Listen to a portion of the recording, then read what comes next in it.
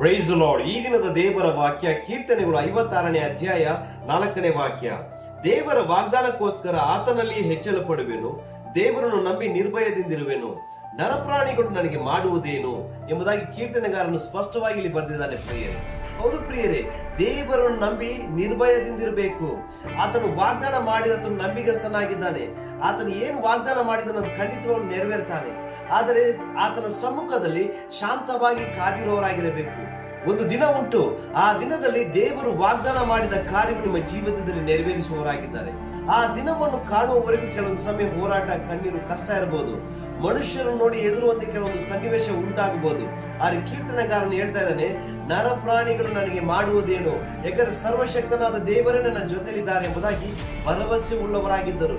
ಆದ್ದರಿಂದ ಈ ದಿನದಲ್ಲಿ ಒಂದು ತೀರ್ಮಾನ ಮಾಡಿಕೊಳ್ಳಿರಿ, ನಾನು ದೇವರನ್ನೇ ನಂಬಿ ಶಾಂತವಾಗಿರುವೆನು.